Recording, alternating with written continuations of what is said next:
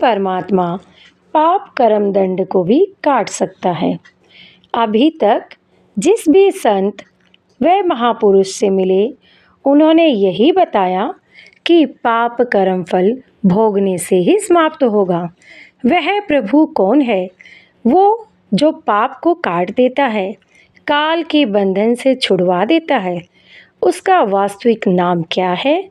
पूजा की विधि क्या है?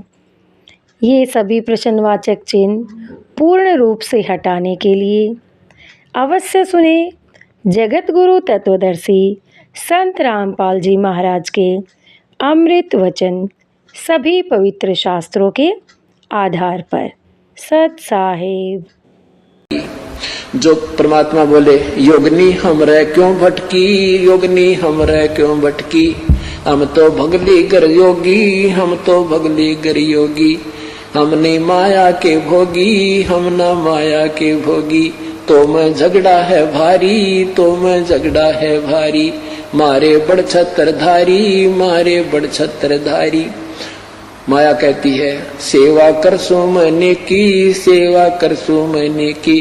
परमात्मा कहते हमको लागत है फीकी, हमको लागत है फीकी, हमरी सार नहीं जानी, हमरी सार नहीं जानी, अरी तत घाल दई घाणी, अरी तत गाल दई घाणी।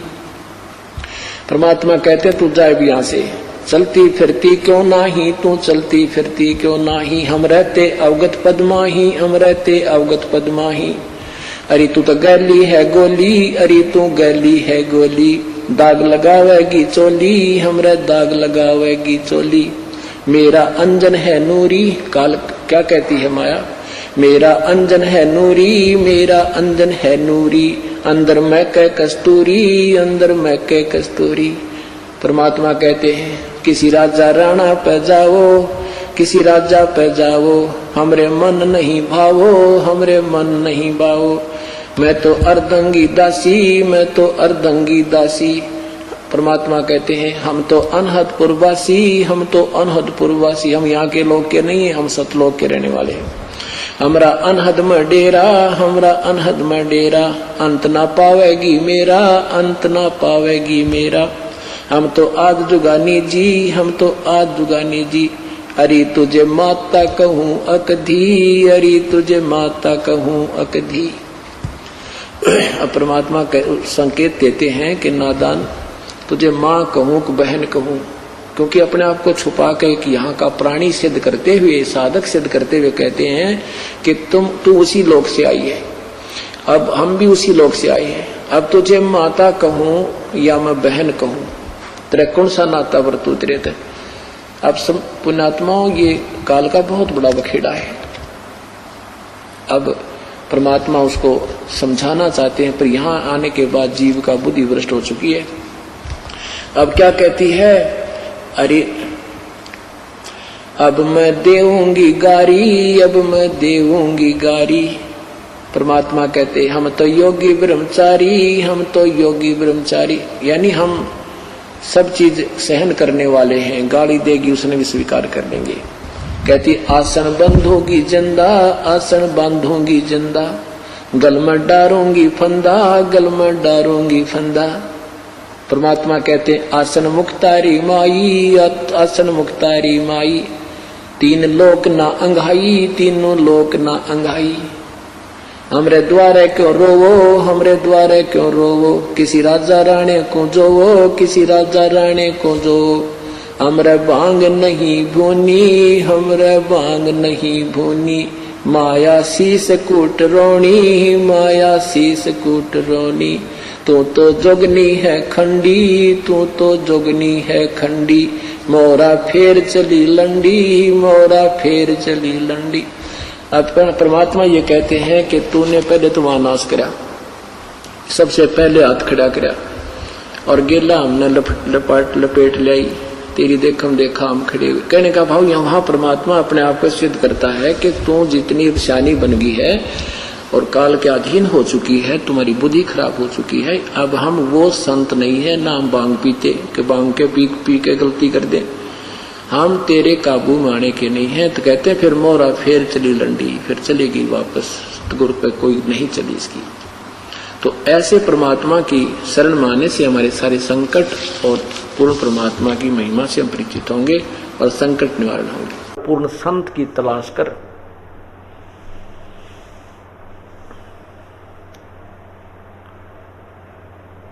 अब इन कथाओं से आपने एक तो ये हुआ कि गुरु धारण करना अति आवश्यक है।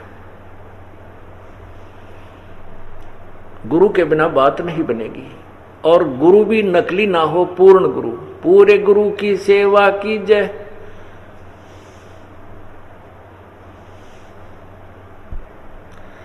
गुरु वचन निश्चय कर माने, पूरे गुरु की सेवा ठाने। गुरु वचन को निश्चय माने, जो गुरु बना लिया उसके प्रत्येक आदेश का पालन हो, और गुरु भी पूर्ण हो। पूरे गुरु की सेवा अर्थात उसकी पूजा में लगे, गुरुदेव के द्वारा दिए गए मार्ग को पूरे गुरु के द्वारा लगे, बताए हुए मार्ग पर लगे, और फिर गुरु के वचन को अवश्य पालन करे। तो गुरु भी होना चाहिए, पर गुरु किस कैसा? जैसे कोई ब्रह्म तक की साधना बताता है वो भी गुरु है, जो परब्रह्म तक की साधना बताता है वो भी गुरु है, जो पूर्ण ब्रह्म तक की साधना बताता है वो भी गुरु है। लेकिन इन गुरु गुरु में भेद है। जो पूर्ण ब्रह्म की साधना बताता है वो सत्य गुरु है, वो तत्वदर्शी संत है। अब सतगुरु तो इसलिए कहना पड़ता है कि जो अन्य गुरु हैं वो सत्य से परिचित नहीं है, वास्तविक ज्ञान नहीं जानते। इसलिए अगर और ज्ञान ना होता, अन्य ये भ्रमित करने वाले ना होते, तो गुरु शब्द ही बहुत था। लेकिन सतगुरु इसलिए कहना पड़ता है कि उससे अलग कोई और संत है जो तत्व ज्ञान से परिचित है, उसको सतगुरु कहते हैं। अन्य कोई सतगुरु नहीं है, क्योंकि उनको ज्ञान नहीं सच्चा, वो गुरु सच्चे कैसे हो सकते हैं? तो जो भी जिस लेवल का, जिस स्तर का गुरु है, और उसने जिस भी देव या ब्रह्म या परब्रह्म या पूर्ण जिसकी साधना करनी है, उसी के उस गुरु के संपर्क होना चाहिए। फिर उसके बाद फिर गुरु के प्रति आपका कैसा लगाव हो। परमात्मा कहते हैं, मम संत मुझे जान मेरा ही स्वरूपम। अब कहते हैं कि मेरा जो संत है, यानी जो गुरु पद पर मैंने बैठाया है, उसको मेरा ही स्वरूप जान, उसको अन्य मत समझ। क्योंकि फिर आपके मन में भगवान जैसी भावना नहीं बनेगी, प्रभु वाली भावना नहीं बनेगी। तो आप प्रभु जब आपके सामने आएंगे तो भी आपके अंदर जो गुरु जी को देखने से कसक होती है, गुरु जी के सामने आने से जो आप में प्रक्रिया होती है, तो यही प्रक्रिया का अभ्यास बनेगा।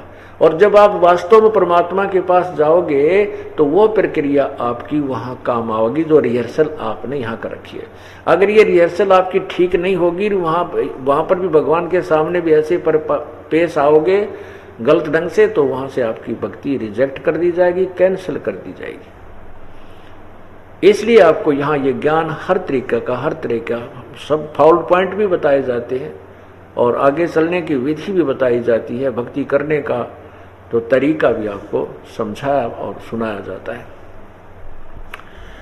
अब सुखदेव ऋषि की कथा और पूरी कर देते हैं, उसके बाद गरीबदास जी की कथा आपको सुनाएंगे शेष। क्योंकि इस सत्संग के अंदर हर पहलू पर विचार दिए जाते हैं, क्योंकि प्रत्येक क्लास में अर्थात प्रत्येक सत्संग में सुबह और शाम के में स्टूडेंट बदलते रहते हैं। कुछ एक वही होते हैं, फिर उनके लिए भी ज्ञान बार बार सुनना अति आवश्यक है। जैसे प्रतिदिन खाना खाना आवश्यक है सुबह शाम, इसी प्रकार ये परमात्मा की अमृतवाणी रूपी जो आहार है, ये भी इस आत्मा को सुबह और शाम अवश्य करना चाहिए। ये नहीं सोचना चाहिए कि ये तो कथा मैंने सुन रखी है, 2 बार सुन ली, 3 बार सुन ली, ये सुना मैं गुरु जी। नहीं, यह भी कमजोरी है, डॉक्टर वाली बात, यह भी कमजोरी है। क्योंकि जैसे स्वस्थ व्यक्ति सुबह भी खाना खाता है, शाम के समय भी उसको भूख लगती है, वही रोटी होती है, वही सब्जी। भूख जब सभी लगेगी तो सब्जी नहीं दिखती, उसमें रोटी रोटी दिखे, कैसी ही हो रोटी वही होती है। और समय पर भूख ठीक लग रही है तो समझो आप स्वस्थ हैं। और जब आपको सुबह दाल रोटी खा ली, शाम ने दाल ना मिली और रोटी रोटी मिल गई, तो समझो आप न सोच रहे हो कोई रुचि नहीं बन रही, शायद दाल इसके साथ खाता, और दाल भी बनवा ली तो फिर भी ना खाएगी, रुचि नहीं बनी, तो अर्थात आप अस्वस्थ हो, या तो आपके बदहजमी हो चुकी है, आप स्वस्थ नहीं हो। स्वस्थ व्यक्ति को आनाकानी नहीं हो सकती, रोटी की भूख अवश्य लगती है। इसी प्रकार रोटी वही होती है, आटा वही होता है, और सुबह से हम भूख लगती है तो आप स्वस्थ हैं। इसी प्रकार आत्मा की सतिथि जाने, ये इसका पैमाना, इसका तापमान नापन का थर्मामीटर है कि जब आपको सुबह कथा सुनी, मान ले श्याम ने विवाह सुना दी दोबारा और आपके मन में न्यू आ गया तो सुबह सुनी थी, तो यह भी कमजोरी है। अब अभी आपके अंदर वो दोष, कोई ऐसा दोष विद्यमान है, आप स्वस्थ नहीं है, आपकी भक्ति में कोई खोट उत्पन्न हो गया। उसका ट्रीटमेंट क्या है? जैसे बीमार आदमी को रोटी अच्छी नहीं लगती तो ट्रीटमेंट क्या होता है, उसका उपचार क्या है कि वो कड़वी गोली खानी पड़े, ना चाहते हुए भी खानी पड़ती है। तो ये सत्संग के वचन वो कड़वी गोलियों का भी काम करते हैं, ना चाहते हुए सत्संग सुनना चाहिए, कुछ देर के बाद देखना फिर आनंद आने लग जाता है। ऐसे ही कड़वी गोली खाने के उपरांत फिर वो बुखार कम हो जाता है, और बुखार जब कम हो जाता तो रोटी स्वादिष्ट लगने लग जाती है, सुबह शाम दोनों ही। इसीलिए तो इस प्रकार ये कथाएं सुनानी पड़ती हैं। अब सुखदेव ऋषि वहां स्वर्ग से आकर के नीचे आ गया। उसने सोचा मेरे पिताजी व्यास जी, वेद व्यास जी बहुत विद्वान हैं, उनका नाम कृष्ण द्वैपायन भी है, कृष्ण द्वैपायन उर्फ वेद व्यास। तो वेद व्यास जी के पास आए, उन्होंने सोचा कि अपने पिताजी से और पूछ लो एक बार, वो भी सच्ची बात बताएंगे, विद्वान पुरुष हैं। वो सोचा नहीं था जैसे भी बात बन जा भाई मैं कोई और गुरु बना लूं, राजा जनक के पास ना जाऊं क्योंकि वो तो गृहस्थी आदमी है, वो राजा है, और मैं उसको राजा के सामने, मैं ऐसे गृहस्थी के सामने शीश निभाऊंगा तो मेरी बेइज्जती हो जाएगी। कमजोरियां बहुत है हमारे अंदर, ये सभी सत्संग से निकलती हैं। तो व्यास जी के पास गया, पहले तो घर से निकल गया था, काफी वर्षों के बाद जब दोबारा व्यास जी के पास गया, जब व्यास जी ने सीने से लगाया, आ मेरा पुत्र, मैं तो तेरे दर्शन को भी तरस रहा था, तू कहाँ रहा इतने दिन? क्योंकि जन्म होते ही चला गया था सुखदेव जी, फिर लौट कर तब आया था जब वो खूब युवा हो चुका था। तो व्यास जी ने पूछा, फिर व्यास जी के सामने भी सुखदेव ऋषि जी ने अपनी वह समस्या बताई जो भगवान विष्णु के लोक में जाने वाली, और विष्णु जी को ने उसको स्वर्ग में ना रहने की परमिशन देने वाली, क्योंकि उसने गुरु नहीं बना रखा था। तो व्यास जी ने कहा, अरे बेटा, अरे महर्षि, मैं तो यूं सोचू था मेरा बेटा मेरा नाम रोशन करेगा, और तू तो नरक में जाने की तैयारी कर रहा है, गधा बनेगा गधा। गुरु बिन माला फेरते, गुरु बिन देते दान, गुरु बिन दोनों निष्फल हैं, चे पूछो वेद पुराण। राम कृष्ण से कौन बड़ा, उन्हों भी गुरु कीन, तीन लोक के वेधनी, गुरु आग अधीन। कहते राम कृष्ण तो बड़ा कोई ना तू, राम कृष्ण से तो बड़े नहीं हो। राम कृष्ण ने भी गुरु बनाए। श्री कृष्ण जी ने दुर्वासा जी को आध्यात्मिक गुरु बनाया, संदीपनी जी उनके अक्षर ज्ञान के गुरु थे, केवल शिक्षा के गुरु जैसे टीचर होते हैं एजुकेशन वाले, और श्री रामचंद्र जी ने वशिष्ठ गुरु बनाए। तो यहां बताना चाहते हैं कि जब राम कृष्ण जिनको तुम सुप्रीम पावर मानते हो अपने लेवल पे, अपने दिमाग पे, और उनने भी गुरु बनाए, तो तुम बगैर गुरु के कहां ठिकाना होगा। इस बात को सुखदेव व्यास जी की बात सुनी, फिर व्यास जी के सामने अपना दुख व्यक्त किया कि हे पिताजी, भगवान ने तो एक और समस्या मेरे सामने पैदा कर दी। व्यास जी ने कहा कि क्या समस्या आ गई? उन्होंने कि भगवान श्री विष्णु जी ने कहा है कि आप राजा जनक से उपदेश ले लो। राजा जनक तो बाल बच्चेदार है, राजा है, और मैं सन्यासी हूँ, और मैं कैसे जाऊं, कैसे उसको शीश निभाऊं। तब व्यास जी बोला, बेटा एक तरफ तो आप कह रहे हो कि भगवान का आदेश है, और दूसरी तरफ तो समस्या को देख रहा है, समस्या तो और गहन पैदा कर लेगा तू। भगवान का आदेश है तो फिर सोचने की आवश्यकता कहाँ है तुझे? शीघ्र चला जा, गिर जा उसके चरणों में जाके, महापुरुष के। और राजा जनक बड़े महान आत्मा हैं।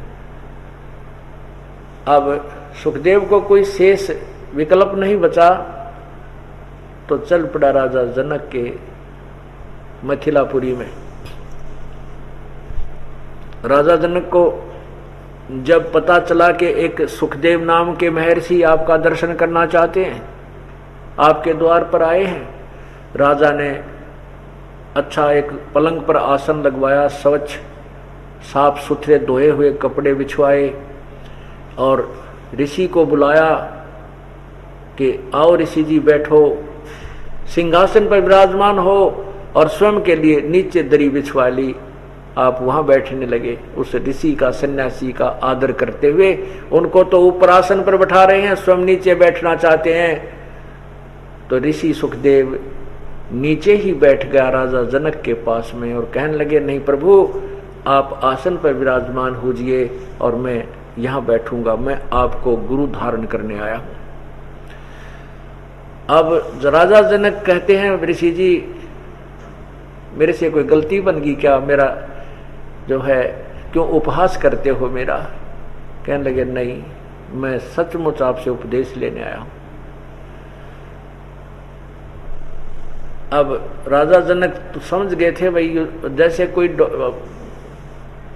नाम देता है गुरु तो उसकी शिष्य को थोड़ा बहुत साफ अवश्य करता है, देखता है कितना किसमें अभी खोट है या नहीं है।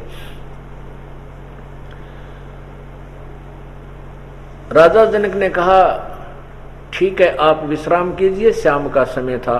तो कहने लगे, आप विश्राम कीजिए, सुबह आपको उपदेश दिया जाएगा। उनको एक ऐसे कमरे में, ऐसे मकान में उनका शयन करने का व्यवस्था कर दी, अलग से सेपरेट। उसमें 2-3 जो स्त्रियां थी, बहन बेटियां थी, राजा जनक की जो रानियां थी, उनमें से 2 की एक की ड्यूटी लगाती कि आप जाइए और इस राजा की परीक्षा लीजिए, ना इस ऋषि की परीक्षा लीजिए। अब शाम का समय हो गया, रात्रि के समय वो लड़की उस सुखदेव ऋषि के उस कमरे में प्रवेश किया और जाकर के राजा ऋषि सुखदेव के पलंग पर बैठ गई। अब सुखदेव ऋषि की आंखें, अभी जाग रहा था, लेटा हुआ था, उसके बैठते ही वो बहुत दूर उसी पलंग पर लड़की से 3 फुट की दूरी पर बैठ गया। वो लड़की और थोड़ी सी उसकी साइड की तरफ होने लगी तो उठ के खड़ा हो गया। कहने लगा, ये बहन, आप बाहर चली जाइए, आप किस लिए आए हैं? कहने लगी, मेरी राजा ने ड्यूटी लगाई है, मैं आपकी यहाँ सेवा करने आई हूँ। आपको कोई पानी की, चाहे दूध की आवश्यकता पड़े, फल रात्रि में, तो बोला मुझे किसी चीज की आवश्यकता नहीं, आप बाहर जाइए। वो आ गई तो उसने राजा को बता दिया कि ऐसी ऐसी सती थी। कहने लगा, ठीक है। अब सुबह के समय राजा ने कहा, अपनी पटरानी से, जो मुख्य औरत थी, जो सबसे बड़ी समझदार, वो भी पुण्यात्मा थी, भक्ति युक्त थी, कमाई थी उसके अंदर भगवान के नाम की। राजा ने अपनी रानी से कहा कि मैं स्नान करूंगा, स्नान की व्यवस्था कीजिए। उस मुख्य रानी ने वहीं पर एक बड़े कमरे में, बड़े दरवाजा होता था, बड़ा गेट होता था, वहीं पर जहां पर सुखदेव ऋषि बैठा था, आसन पे नहीं बैठा वहां पर, लेकिन नीचे बैठा था। सुबह सुबह स्नान करके आकर नीचे दरी बछवा के वहां बैठा हुआ था। और राजा जनक ने कहा कि मैं स्नान करूंगा, मेरे लिए पानी तैयार करो। तो वहीं पर चूल्हा बना के ईंटों का और नीचे अच्छे लकड़ लगा के पतीला धर दिया पानी का। वो पानी, वो जल ऐसे उबला जैसे चाय का पानी उबला करे चाय बनाते समय।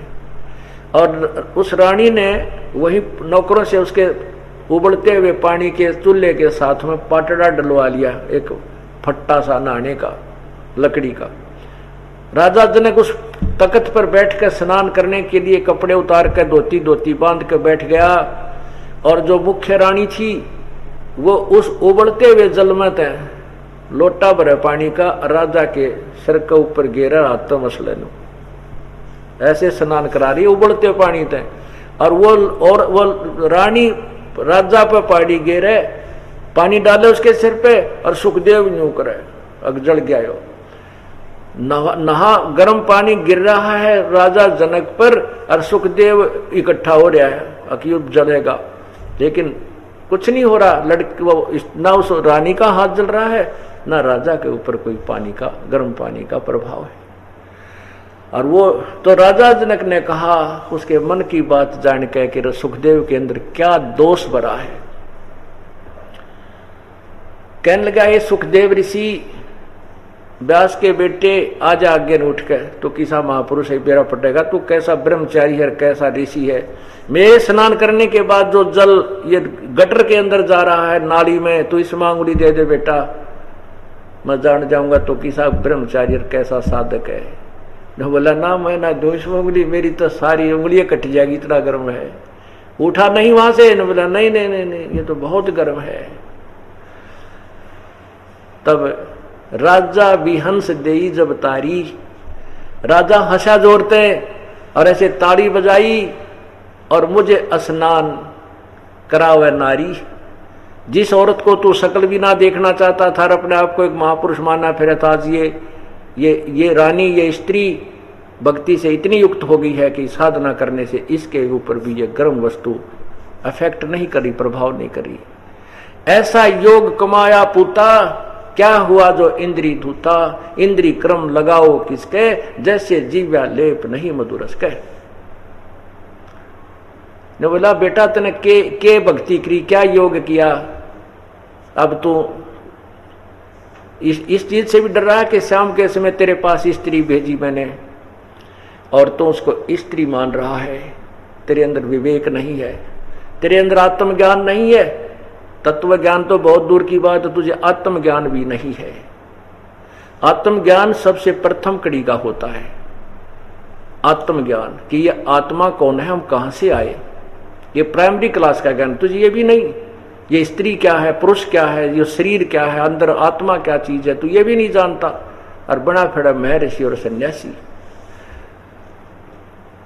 तो क्या कहता है कि जैसे आपके पलंग पर ये रानी बैठी, आप घबरा गए, उठकर चल गया आपने इसको, क्या ये अग्नि थी, तुझे फूंक देती, तेरे अंदर दोष था, तुझे इसलिए इस दोष लगा, तुझे तेरे अंदर कमी थी, कमजोरी थी, जिससे तू घबरा गया। नहीं तो तू बैठता, हाँ बहन आ जा बेटी, क्या बात है बेटा, कैसे आ गया।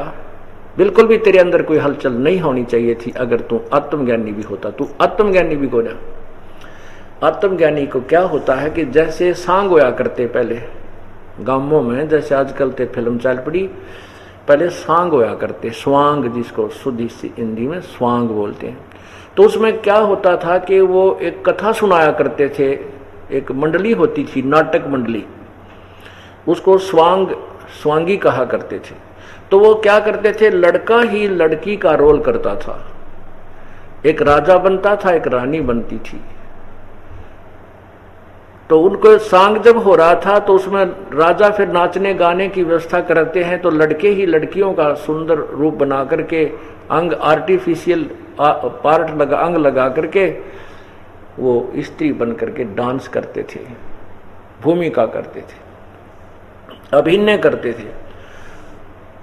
तो एक लड़का प्रथम बार सांग देखने गया, उसने अपने मित्र से जो बार बार सांग देख चुका था, उसने कहा, देख कितनी सुंदर लड़की है, बहुत अच्छा डांस कर रही है।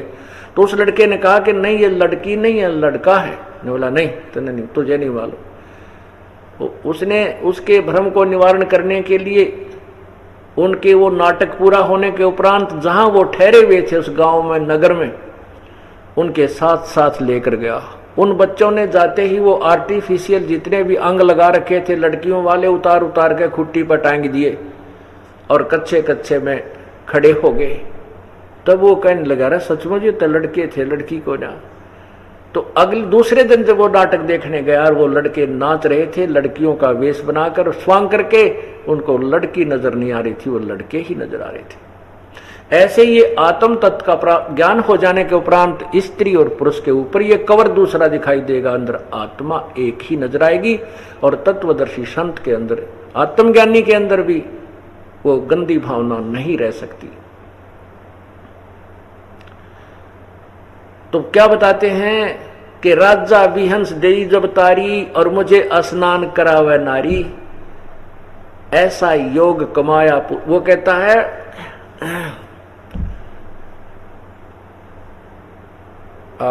राजा जनक जी कहते हैं कि ऐसा योग कमाया पूता कि क्या भक्ति करी बेटा तूने, और क्या हुआ जो इंद्री धूता, इससे क्या क्या मामला सिद्ध हो गया, तने बाल ब्रह्मचारी रह गया, इंद्रियों पर काबू पा लिया। काबू कैसे पाया? जैसे जीभ चठोरी है, मांग के दे पकौड़े खाऊं लड्डू खाऊं, नहीं खाता, कंट्रोल कर लिया।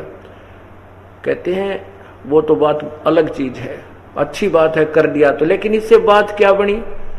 जैसे एक खेत संवार कर छोड़ दिया, अड़ंगा का उसमें कोई कुबाड़ जाम नहीं रहा।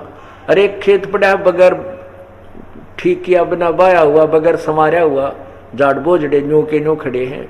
और जो संवार रखा है, जिसमें सब कुछ तैयारी कर रखी है, बीज दोनों में, बीज उसमें बीजा नहीं तो दोनों एक जैसे हैं, अर्थात दोनों में कोई लाभ, दोनों व्यर्थ ही है। तो तूने साधना ठीक करी को ना, ये तो एक कंट्रोल किए फिर रहा तू। तो फिर उसने कहा कि नाम परमात्मा की भक्ति में न तो कोई शादी बाधक होती है, और नहीं कराता है तो भी अच्छी बात है, करा ले तो भी कोई दिक्कत नहीं है, लेकिन साधना शास्त्र अनुकूल करनी पड़ेगी और साथ में अपनी जो मर्यादा में भी रहना पड़ेगा। तो क्या बताते हैं कि इंद्री कर्म लगाओ किसके, जिव्या लेप नहीं मधुरस कह। जैसे हमने देखो मन की इच्छा बनी कि शहद खाऊं, अब शहद को जीभ ने प्रयोग किया, उसका आनंद जीभ के माध्यम से आत्मा ने लिया, मन ने लिया, लेकिन जीव्या पर उसका कोई लेप नहीं रहता, खाने के बाद जीवा के ऊपर उसका कोई लगाव नहीं रहता। इसी प्रकार जब हम पूर्ण परमात्मा की भक्ति में लगते हैं तो केवल इंद्रियों के कंट्रोल मात्र से बात नहीं बनेगी, इंद्रियों की कंट्रोल के बाद फिर हमने वो साधना भी करनी होती है।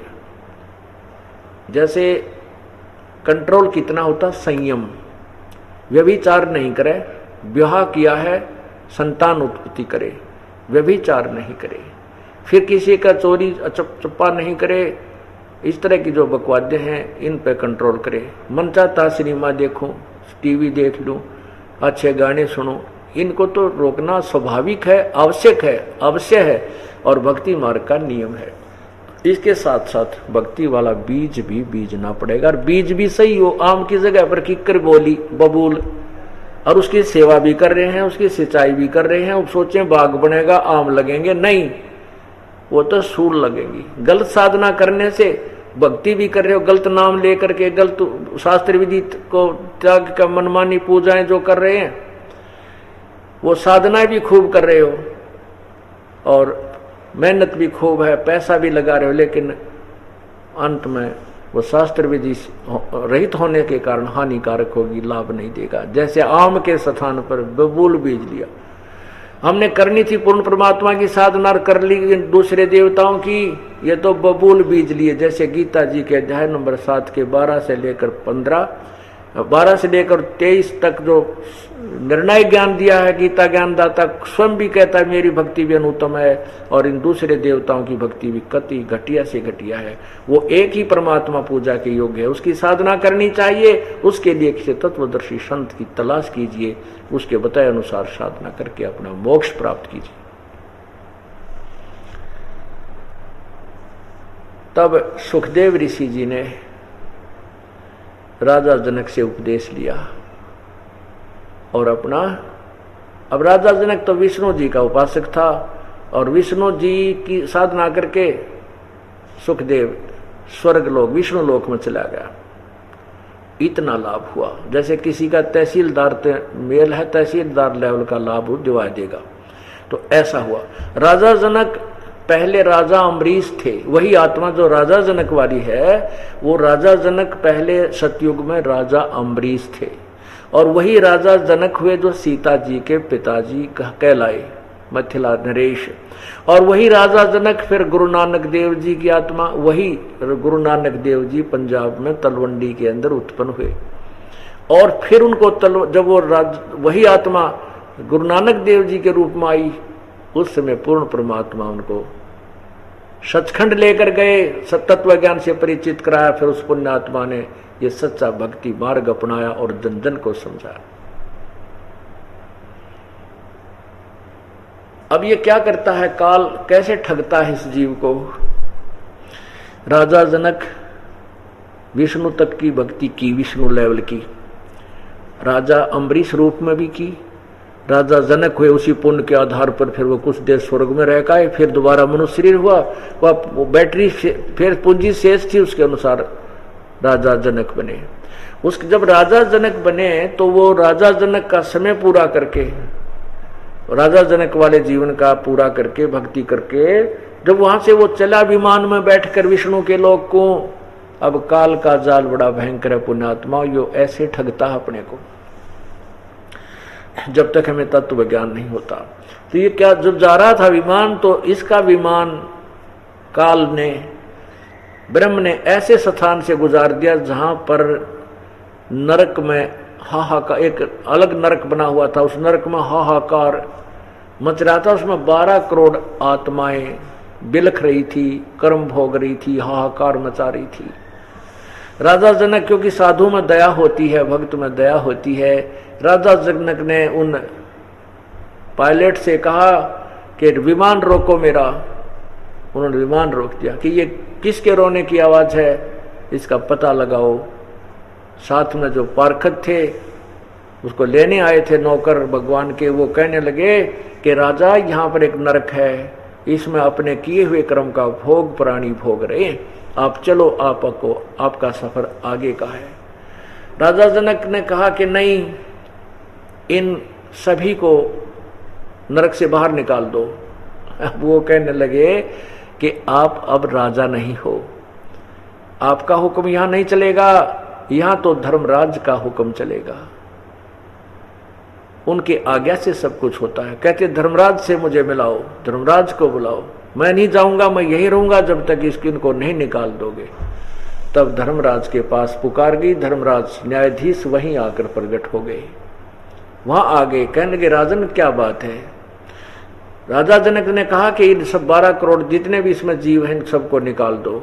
राजा उस न्यायाधीश ने कहा इसमें 12 करोड़ प्राणी हैं जो अपनी करनी का दंड भोग रहे हैं, अपने पाप कर्मों का दंड भोग रहे हैं, इनको नहीं निकाला जा सकता, कोई विधान नहीं है इनको निकालने का, ये प्रभु का नियम है। राजा जनक ने कहा कि मुझे भी इसमें डाल दो, मैं नहीं जाऊंगा आगे। अब उन धर्मराज ने सोची या अच्छी आंट पकड़ ली भाई, इसने तो अच्छी हट की। फिर उसके दिमाग में बात आती है, कहने की एक विकल्प है इसका। धर्मराज ने कहा कि एक विकल्प है। राजा जनक ने कहा बोलिए क्या विकल्प है, मैं वही करने को तैयार हूं कि तो आप अपने पुण्यों को इनको दे दीजिए, इनको हम निकाल देंगे। राजा जनक ने कहा बोलो कैसे करना है।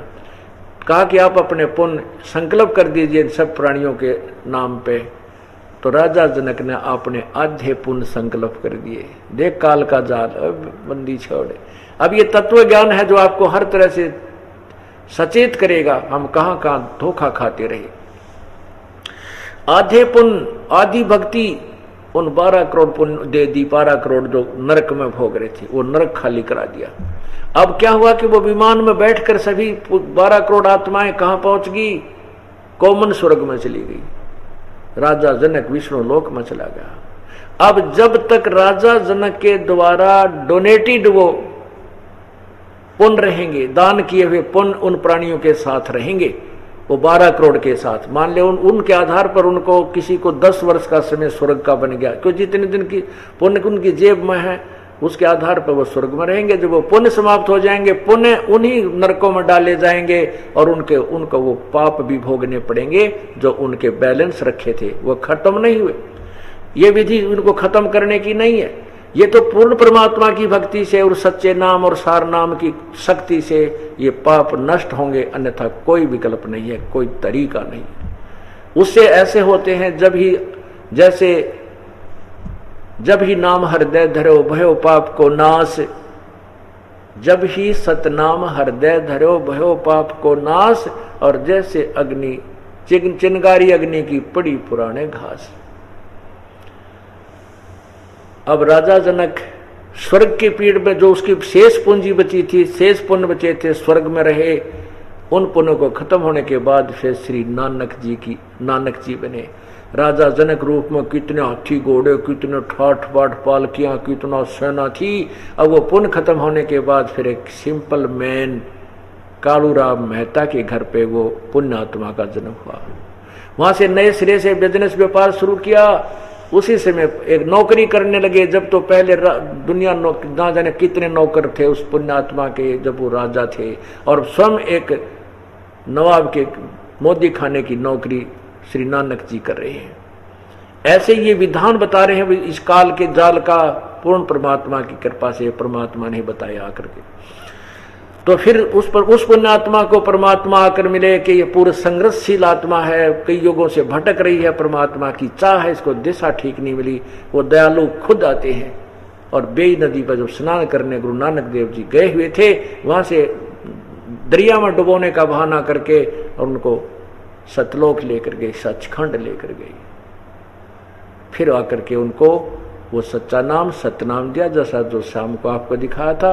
वो वही उनको आदेश था कि और कोई नहीं बताना अभी, क्योंकि ये काल के जाल के दूतों के हाथ पड़ जाएगा सच्चा नाम। फिर ये जब ये भक्ति काल आएगा, भक्ति काल आ गया है, भक्ति का समय आ गया है।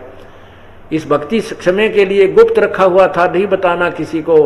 लेकिन पुण्य आत्माओं को उस जैसे वाहे गुरु राम राम सीताराम राधे श्याम, इस लालच में ये पुण्यात्मा भक्ति करते रहते हैं। यदि परमात्मा की चाह बनी रहती है और साथ में साधु संत एक सेवा की व्यवस्था, सत्संग की व्यवस्था करते हैं, इसमें आने से सेवा का भी पुण्य होता है। परमात्मा की वाणी पढ़ने से भी यज्ञ बनती रहती है। इस कारण से उनको आने वाले समय में जब मनुष्य शरीर मिलता है तो वो पुण्य उनके साथ कुछ शेष रह जाते हैं और फिर भी उनमें भक्ति की चाह रह जाती है। तो इस कारण से इस प्रभु ने, पूर्ण परमात्मा ने इस समय तक ये सभी वास्तविक मंत्र छुपा कर रखे हुए थे। ये किसी को नहीं बताने थे, लेकिन जिनको उन्होंने दिए उनका मोक्ष जरूर करना था। उनको दिए हैं, उन्होंने भक्ति की है, लेकिन उनको आगे किसी को देने का आदेश नहीं था। जैसे आपने रात्रि के समय जन्म साखी में, साखी समुद्र में पढ़ा, गुरु नानक देव जी के पीछे बाला और मर्दाना आ रहे थे और समुद्र पर चल रहे थे। तो गुरु नानक देव जी ने कहा था कि तुम वाहे गुरु करके मेरे पीछे पीछे आ जाना। वो भी चल पड़े ऐसे ही। और गुरु नानक जी वो 2 अक्षर का नाम सतनाम को उच्चारण करके जानबूझ कर उनको सुना रहे थे। देखता हूं ये नकल करते हैं, मेरे वचन पर डटते। तो जवान से बोलने लगे आवाज में, जैसे ओम, फिर दूसरा मंत्र विधि से नहीं जाप कर रहे थे, केवल उनको सुना रहे थे। तो मर्दाना जी भी वो वाहे गुरु छोड़ करके और वो जाप करने लगे जो गुरु जी सतनाम को बोलते हुए आ रहे थे। तो मर्दाना जी डूबने लगे। तब गुरु नानक जी ने कहा, भाई तो नाम गलत जपने लग गया तो वाहे गुरु बोल। वाहे गुरु कौन? कबीर परमात्मा, पूर्ण ब्रह्म, सारी सृष्टि के रचनहार, तो उसका नाम ले। तो वाहे गुरु। देखो प्रत्येक कोई भी मंत्र है, जैसे आप वेद का मंत्र कोई लेकर पढ़ने लग जाओ, उसका लाभ मिलेगा। आप अमृतवाणी गुरु नानक जी की या परमात्मा कबीर साहिब की या किसी संत की वाणी को पढ़ते रहो, उसका भी लाभ मिलेगा, लेकिन मोक्ष नहीं है उससे। उसको पुण्य अवश्य है, कुछ लाभ मिलेगा, कुछ आंशिक, लेकिन मोक्ष नहीं होगा। मोक्ष होगा सभी प्रक्रियाओं से। जैसे किसी ने ग्लूकोज चढ़वा ली, वो भी लाभ है, लेकिन रोग नहीं कटेगा उससे। तो ऐसा व्यवस्था बना रही कि मरे नहीं, वो ग्लूकोज से मरेगा नहीं, काफी देर चलेगा शरीर। इस प्रकार जो अन्य साधनाएं भगवान वो बताई गई है हमारे उन पंथों में, तो वो अभी तक जीवित है, वो आत्माएं अभी तक, अर्थात उनमें भक्ति की कसक है। अब ये ट्रीटमेंट दिया जाएगा जो वास्तविक है। अब ये आगे चलेंगे। तो इसलिए उस पूरे सिख पंथ में वास्तविक मंत्र जाप नहीं है, वाहे गुरु सतनाम श्री वाहे गुरु। सतनाम वो 2 अक्षर का है। सतनाम जाप नहीं करना। जैसे हम राम राम कहते हैं, राम राम कोई जाप नहीं है, ये तो एक अलग भगवान की एक शक्ति भक्ति बोधक शब्द है। और राम का नाम भिन्न भिन्न है। जैसे ब्रह्म का ओम है, पूर्ण ब्रह्म का ओम, तत् और सत। तत् और सत ये सांकेतिक हैं, अलग मंत्र है, ओम तत्सत ये कोई जाप नहीं है। तो इस प्रकार ये साधना थी। तो कहने का भाव यह कि इस प्रकार हम जब सत्य साधना करेंगे तभी हमारा मोक्ष होगा। तो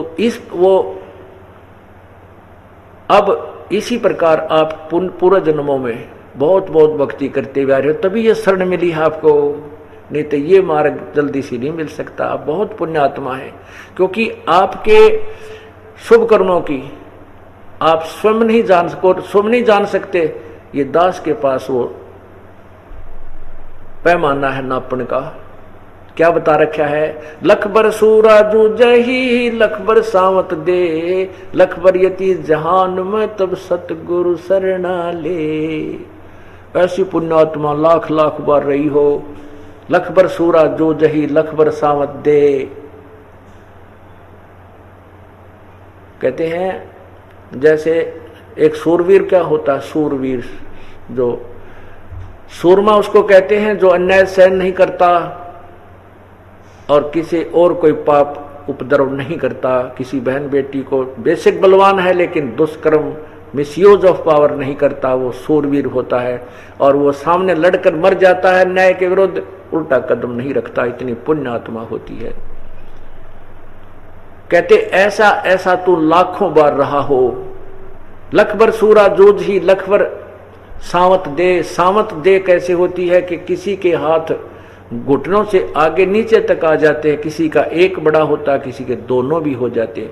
वो बहुत जन्मों की पुण्य आत्मा हो, बहुत पुण्यकर्मी आत्मा मानी जाती है। ऐसे ऐसे भी तेरे जन्म लाखों बार हो चुका हो तू। और लख बार यति जहान में, जैसे यति एक तो जति होता है, जति वो होता है केवल अपनी पत्नी से ही वो संबंध रखता है, अन्य की तरफ नहीं झांकता। एक यति होता है वो कभी स्त्री को छूता ही नहीं है। तो कहते हैं लखबर यति जहान में तब की तो सतगुरु शरणा ले। बात कहने का भाव ये है कि मान ले, क्योंकि यति रहना भी एक बहुत बड़ी भक्ति की आड़ ही होती है।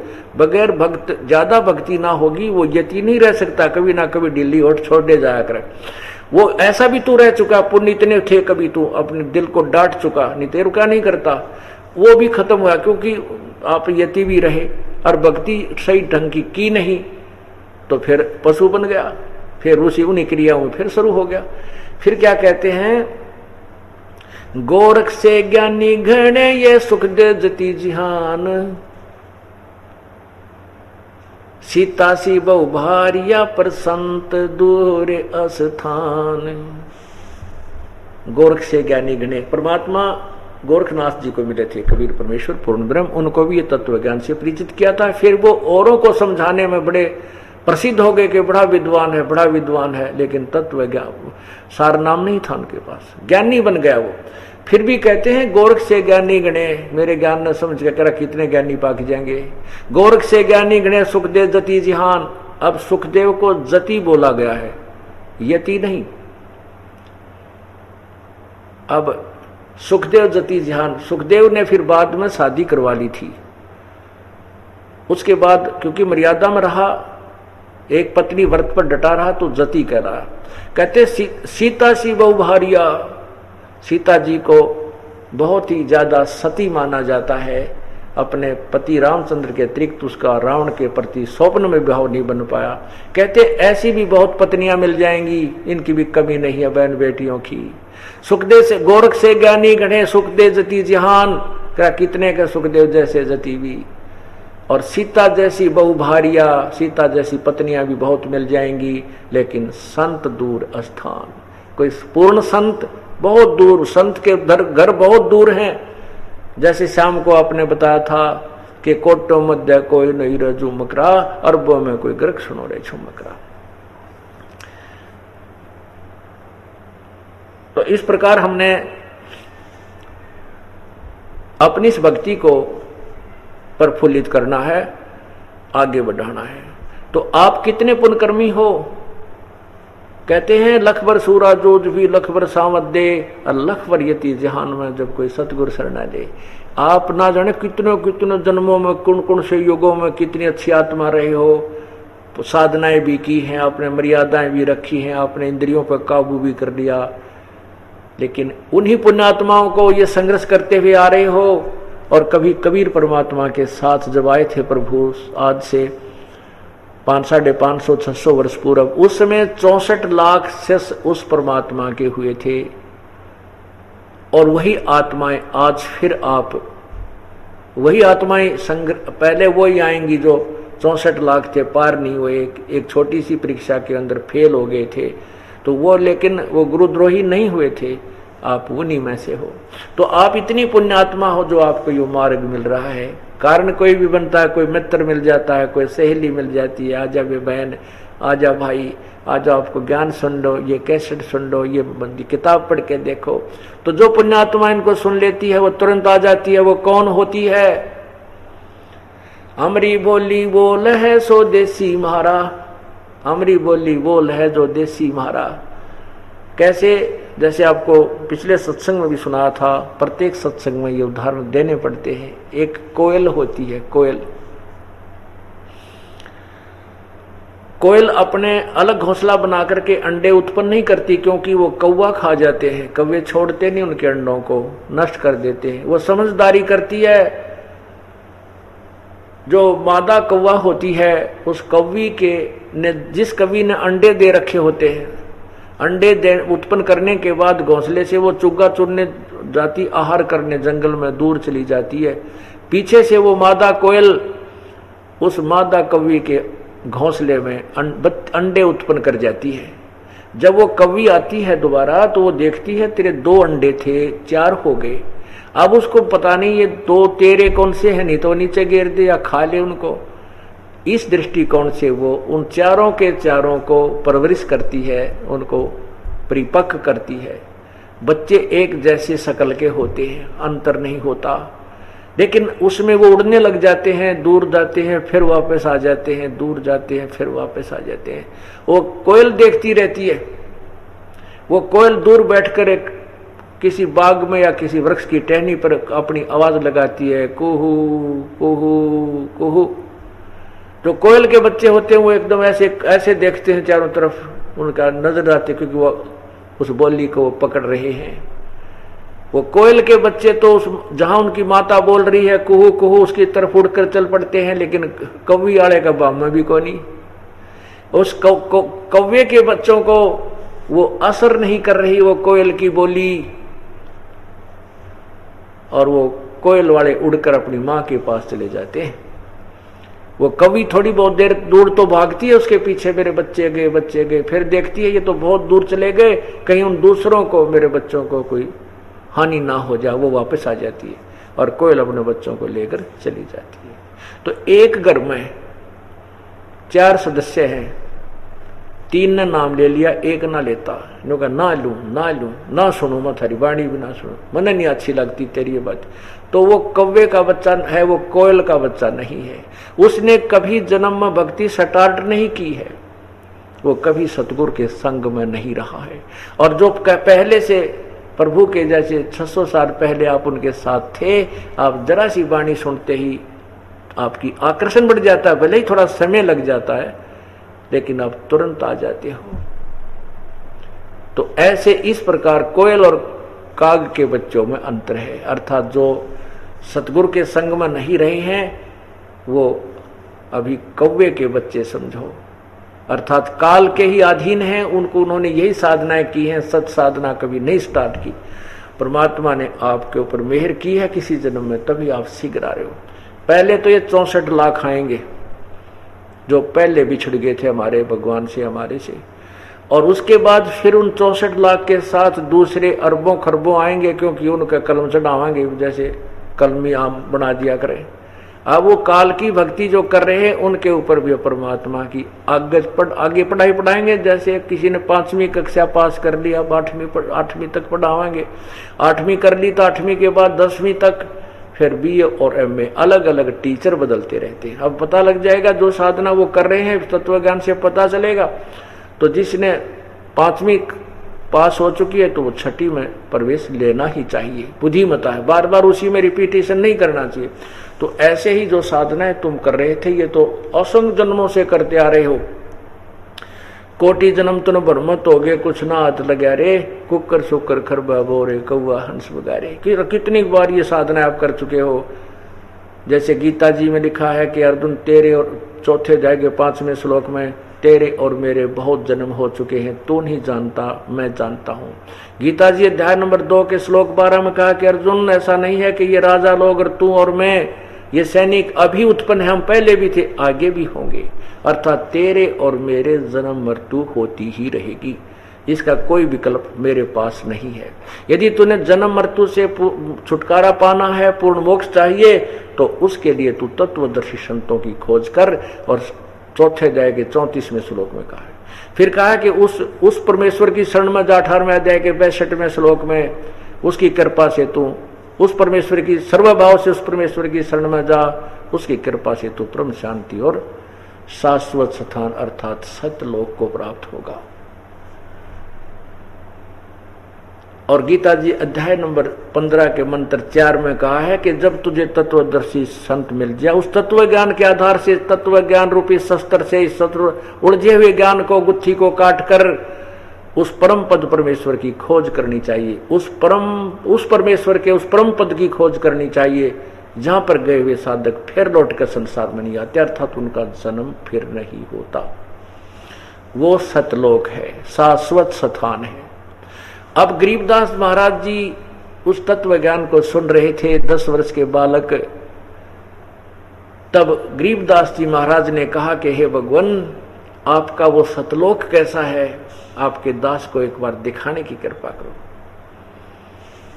तब परमात्मा ने कहा, ले बेटा उपदेश ले, पहले प्रथम मंत्र ले। प्रथम मंत्र दिया, अब आ मेरे साथ, बैठ आसन पदम लगा के, जैसे आसन पदम लगा के बैठा था, आत्मा शरीर से जीव निकाल लिया, शरीर जो का तो रखा है, बैठा है। ऊपर लेकर गए, ब्रह्मा का लोक दिखाया, विष्णु का लोक दिखाया, शिव का लोक दिखाया और धर्मराज का लोक दिखाया, लोक स्थान ब्रह्म लोक दिखाया, बताए। और 21 ब्रह्मांड की सारी सैल करा के फिर 7 संख ब्रह्मांड के माध्यम अंदर से परब्रह्म के लोक दिखाते हुए सतलोक में ले गए और वो सब व्यवस्था ऊपर की दिखाई। उधर से बहुत समय बीत गया, 2-3 घंटे 4 घंटे बीत गए। वो दूसरे जो पाली थे गरीबदास जी के साथ, दूसरे गवाले थे, उन्होंने देखा कि भाई वो लड़की का लड़का, क्योंकि वहां के भाणजे थे गरीबदास जी महाराज छुडानी के, वो दूसरे जो बड़े पाली थे, ग्वाले थे, वो कहने लगे रहे वो छोरी का छोरा कहाँ है, वो लड़का कहाँ है भांजा। वो बोले वो तो महात्मा बना बैठा, देख वो बैठा समाधि लाए। ला उसने बुला कर अपने गांव घेर है, गौों के पास खड़ा हो, 2-3 घंटे हो गया हमने इसकी गौएं घेर रहे हैं, बन गया भगत। तो बाबा जी कहाँ गया रे, बाबा जी तो पता नहीं भाई कित गया। ला उसको उठा बुला लो, कहाँ है वो लड़के। एक जना जाके कहने लगा, ओ गरीबू, गरीबदास नाम थे, उसको गरीबू कहा करते थे, गरीबा। ओ गरीबू उठ ले, गरीबू आजा। निकट आकर जब उसको पकड़ कर नो बोला, ओ भगत खड़ा हो ले, अपने गाय घेर ले। अब उसमें शरीर था नहीं, वो तो शरीर रखा था, जीव नहीं था। जब उसने ऐसे करके कहा, ओ भगत जी खड़ा हो, चल तेरी गांव गौओं के पास चल, पाली खड़ा हो, तो ऐसे लुढ़क गया वो शरीर गिर गया। तो उसने आवाज लगाई भी, भाग गया यो भांजा तो मर गया, इसकी मृत्यु होगी। अब वो सब पाली थे दौड़ कर आए, देखा सचमुच ये तो खत्म है। अब कुछ रोने लग गए, हाय यो क्या किया, मना करे थे इसने, रस वो जंतर मंत्र का दूध प्या गया, वो महात्मा ने छोरा मार दिया, लड़के की मृत्यु कर दी, हाय मर गए। लड़की का अकेला ही लड़का है, 12 वर्ष के बाद हुआ था वो लड़की, इसकी माँ रो रो कर टक्कर मार कर मर जाएगी, क्या होगा भगवान।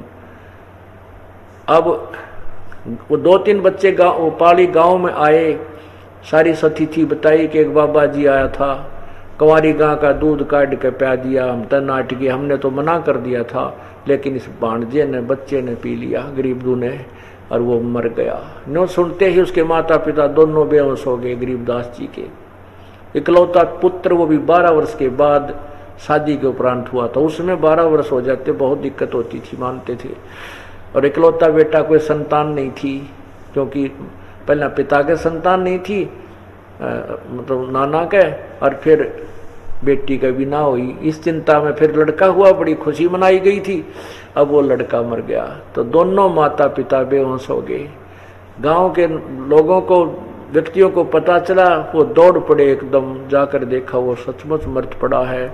वहां से उठाकर घर न लाए, घर में फिर पूरी व्यवस्था की, उसका अर्थी बनाई, उसका जनाजा बनाया, उसको उठा करके शमशान घाट पर ले गए, शमशान घाट के ऊपर रख दिया, चिता जलाने की तैयारी करने लगे। तभी से परमात्मा ने देखा शरीर का नष्ट करने जा रहे हैं, उसी समय उस आत्मा को पुनः प्रवेश कर दिया गरीबदास जी वाली को, और वो शरीर ऐसे कंपन करने लगा, और वो जो बंधन बांध रखे थे ऊपर का, वो अपने आप टूट गए।